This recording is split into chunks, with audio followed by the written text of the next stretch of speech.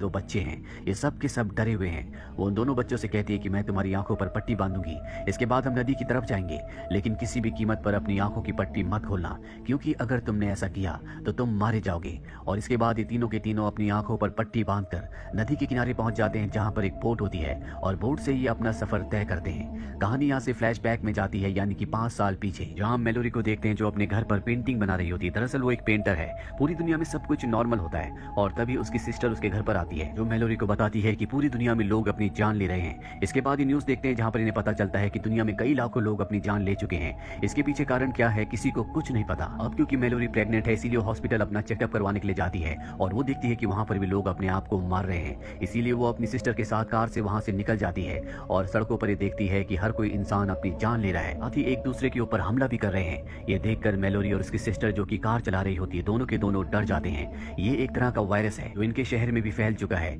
Malorie की sister जो कि कार चला रही होती है, वो भी इससे इन्फेक्टेड हो जाती है और वो कार का एक्सीडेंट करना चाहती है। मेलोरी उसे रोकती है पर वो उसकी बात नहीं मानती और कार का एक्सीडेंट हो जाता है, जिससे कार पलट जाती है और मेलोरी की सिस्टर की मृत्यु हो जाती है। मेलोरी इधर उधर भागना शुरू कर देती है, तभी एक लेडी उसे देख लेती है। वो उसे बचाने के लिए घर से बाहर आती है, पर इससे पहले कि वो उसे घर के अंदर लाती, उसे कुछ ऐसी चीज दिखती है जिससे वो भी इन्फेक्टेड हो जाती है। और यहाँ पर हमें पता चलता है कि ये जो वायरस है, ये छूने से या सांस लेने से नहीं फैलता, बल्कि कुछ देखने से फैलता है। जो भी उस चीज को देख लेता है वो अपना मानसिक संतुलन खो बैठता है, उसे अजीब सी चीजें दिखना शुरू हो जाती है और इसके बाद वो अपनी जान ले लेता है। अब जो लेडी मेलोरी को बचाने के लिए आई थी, वो जल्दी कार की तरफ जाने लगती है। मेलोरी वहीं सड़क पर बैठकर उसे देख रही होती है, तभी एक टॉम नाम का आदमी भागता हुआ वहां पर आता है। मेलोरी को उठाकर वो उसी घर में ले जाता है जहां से वो लेडी आई थी और वो लेडी कार के अंदर बैठ चुकी है, जहां पर ब्लास्ट होता है और उसकी मृत्यु हो जाती है। अब जब घर के अंदर जाते हैं तो वहां पर एक बूढ़ा आदमी होता है जो इन्हें बताता है कि जो लेडी तुम्हारी मदद करने के लिए आई थी, जिसकी मृत्यु हो चुकी है, वो मेरी पत्नी थी। ये सुनकर मेलोरी को बहुत दुख होता है, वो उसे सॉरी कहती है। इसके बाद सब अपने घर पर कॉल करने की कोशिश करते हैं, लेकिन यहाँ शहर का जो नेटवर्क है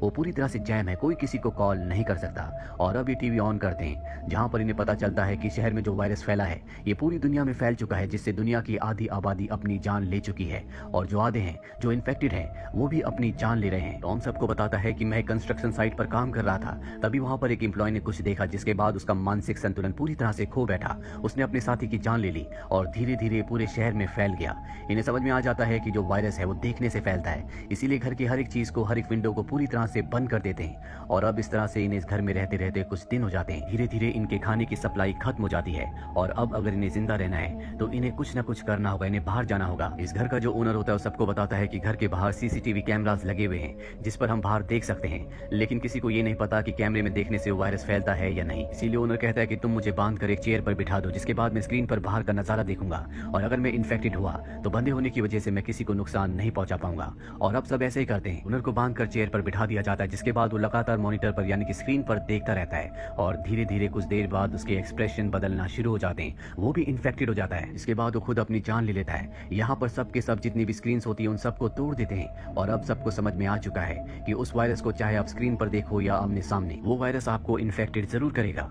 अब इनके दरवाजे पर एक लड़की आती है जो प्रेग्नेंट होती है, लेकिन ये भी वायरस से पूरी तरह से अभी तक सुरक्षित है। ये उसे भी अपने घर के अंदर बुला लेते हैं और अब धीरे धीरे इनका खाना पूरी तरह से खत्म हो चुका है। ये तय करते हैं कि इन्हें अब बाहर जाकर खाने की सप्लाई लानी होगी, इसीलिए सबसे पहले गैराज में जाते हैं जहाँ पर गाड़ी होती है। गाड़ी के शीशों को पूरी तरह से पेंट कर देते हैं और सबके सब गाड़ी के अंदर बैठ जाते हैं और अब गाड़ी को ये जीपीएस की मदद से चलाना शुरू करते हैं। सड़कें पूरी तरह से सुनसान होती है, रास्ते में इन्हें कई बार उस वायरस का एहसास होता है। ये सबके सब अपनी आंखें बंद कर लेते हैं और अब ये एक स्टोर तक पहुंच जाते हैं। जब स्टोर के अंदर जाते हैं तो देखते हैं कि वहां पर खाने की बहुत बड़ी सप्लाई है। ये खाने को इकट्ठा करना शुरू करते हैं, पर तभी एक आदमी अंदर आने की कोशिश करता है, क्योंकि इन्फेक्टेड है। उस आदमी को अंदर ना आने देने के लिए इन्हीं में से एक उसके ऊपर हमला कर देता है, पर उसकी भी मृत्यु हो जाती है और अब ये सब के सब खाने की सप्लाई लेकर वापस अपने घर पहुंच जाते हैं। एक बार फिर से उसी तरह से रहना शुरू कर देते हैं। यही मेलोरी और टॉम एक दूसरे के काफी करीब आ चुके हैं और तभी इनके दरवाजे पर एक और आदमी आता है। जो दूसरी लड़की है जो कि प्रेग्नेंट है, वो दरवाजा खोल देती है। इससे सबके सब गुस्सा होते हैं, क्योंकि इनके पास लिमिटेड खाना है, ये किसी भी और इंसान को अपने घर में नहीं ला सकते। वो आदमी बताता है कि वो अपने साथियों के साथ एक घर पर छुपा हुआ था,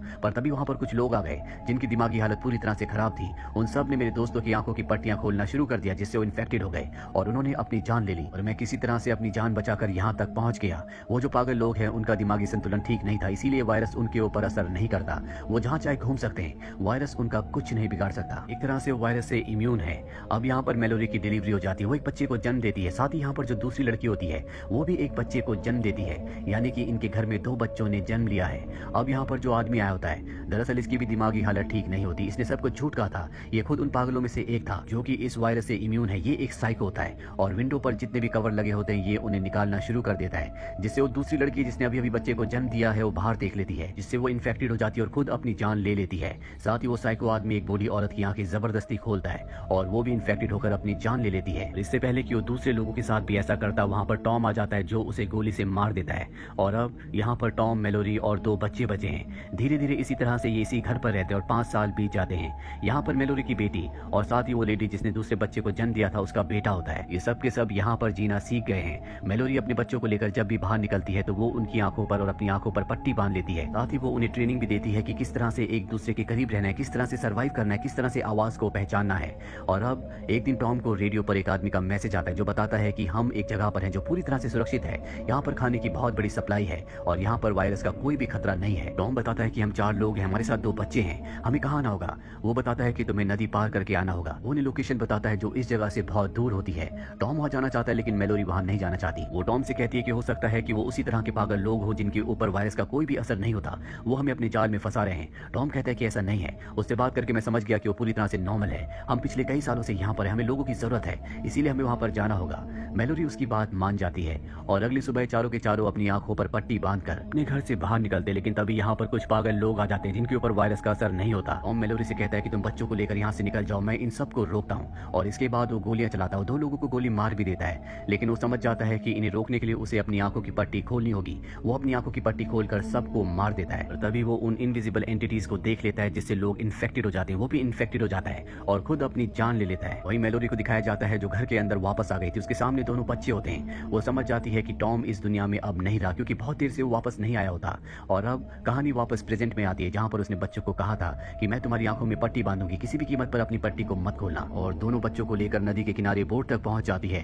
तभी एक आदमी की आवाज आती है कि अपनी आंखों की पट्टी खोल दो। वो समझ जाती है कि ये भी कोई इंसेन पागल आदमी है। वो उसकी तरफ गोलियां चलाती है लेकिन वो उस तक पहुंच जाता है। उसकी आंखों की पट्टियां खोलने की कोशिश करता है पर मेलोरी उसे मार देती है और दोनों बच्चों को लेकर यहाँ से आगे निकल जाती है। काफी लंबा सफर तय करने के बाद मेलोरी को सामान की जरूरत होती है, इसीलिए वो अपने दोनों बच्चों के पेट पर रस्सी बांधती है और उस रस्सी का जो मशीन यानी कि बॉक्स होता है अपने पास रखकर वो एक घर की तरफ बढ़ती है। अभी वो इनविजिबल एंटिटीज उस पर हमला करती है, उसे परेशान करती है। वो उसकी तरफ गोलियां भी चलाती है लेकिन वो चीज ऐसी है जिसे मारा नहीं जा सकता। वहीं दोनों बच्चों को दिखाया जाता है जो बोट पर होते हैं। मेलोरी की बेटी गोलियों की आवाज सुनकर अपनी मॉम के लिए परेशान हो जाती है और उन्हें ढूंढने के लिए बोट से उतरकर जंगल की तरफ चल पड़ती है। और तभी उसके सामने इनविजिबल एंटिटी आती है। वो उसे छूने वाली होती है कि तभी मेलोरी रस्सी को खींच लेती है। उसकी बेटी वापस उसके पास आ जाती है। मेलोरी कहती है कि मैंने तुम्हें कहा था ना कि बोट से नीचे मत आना। इसके बाद वो अपनी बेटी को वापस बोट में ले आती है और अब ये तीनों की तीनों आगे बढ़ना शुरू करते हैं। मेलोरी अपने बच्चों पर अपने आप को पूरी तरह से ब्लैंकेट से कवर कर लेती है और जब इनकी बोट आगे बढ़ रही होती है तभी एक झरना आता है। इनकी बोट झरने से गिर जाती है लेकिन इन तीनों की किस्मत अच्छी होती है कि सुरक्षित किनारे तक पहुंच जाते हैं और अब ये पैदल ही जंगल से अपना सफर आगे की तरफ शुरू करते हैं। और जब ये आगे बढ़ रहे होते हैं तभी मेलोरी का पैर एक जगह अटक जाता है, वो नीचे गिर जाती है, अपने बच्चों से अलग हो जाती है।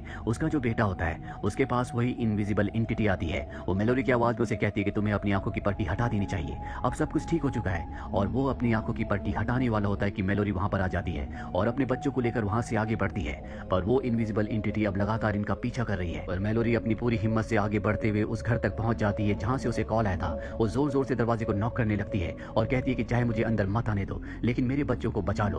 और तभी दरवाजा खोला जाता है। अंदर बहुत सारे लोग होते हैं जो मेलोरी और उसके बच्चों को भी अंदर ले आते हैं। यहाँ पर मेलोरी को पता चलता है कि ये एक ब्लाइंड स्कूल है, यहाँ पर कोई भी देख नहीं सकता, इसीलिए यहाँ पर जितने भी लोग हैं वो पूरी तरह से सुरक्षित है, इनमें से कोई भी इन्फेक्टेड नहीं है। मेलोरी जिसने अभी तक अपने बच्चों का नाम नहीं रखा था क्योंकि उसे पता नहीं था कि कौन कब तक जिंदा है और किसी के नाम रखने की वजह से उसे जिंदगी भर याद करके रोना नहीं चाहती थी।